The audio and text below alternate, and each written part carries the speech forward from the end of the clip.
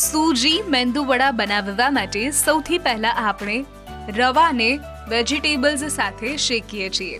સૌથી પહેલા ઓઇલ લઈશું, ત્યાર પછી થોડી આપણે રાઈ અને જીરુંનો વઘાર કરીશું. થોડી હિંગ નાખી અને સાથે નાખીશું પીસેલા મરચાં. મીઠા લીમડાનું પ્રમાણ આપણે વધારે રાખીએ છીએ અને સાથે થોડું ચીલી ફ્લેક્સ.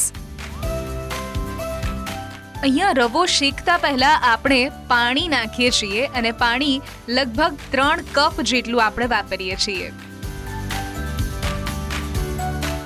સ્વાદ અનુસાર મીઠું નાખી પાણી થોડું ઉકળવા દઈશું.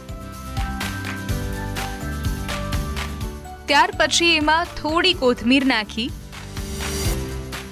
અને 1 કપ જેટલો રવો એડ કરીશું અને સાથે સ્ટર કરતા રહીશું જેથી કોઈ જ લમ્સ ન પડે. સાથે બનાવીએ છીએ આપણે ટામેટાની ચટણી, જેના માટે સૌથી પહેલા ટામેટાનો વઘાર કરી લેશું. ત્યારબાદ એમાં થોડી લસણની આખી કળી એડ કરીએ છીએ. આખા સિંગના દાણા લગભગ અડધા કપ જેટલા આપણે વાપરીએ છીએ અને ક્યુબ સાઇઝમાં કટ કરીને ડુંગળી આપણે નાખીએ છીએ. ત્યારબાદ ક્યુબ સાઇઝના કટ કરેલા ટામેટા એડ કરીશું અને આ બધું જ બરાબર સતળાઈ જાય ત્યાર પછી એને મિક્સચરમાં ગ્રાઇન્ડ કરી લઈશું.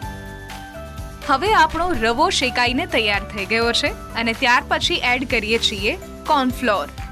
બરાબર બધું જ મિક્સ કરીને એક ડો બનાવીએ છીએ અને સાથે બનાવીએ છીએ આ રીતે રવામાંથી મેંદુવડા.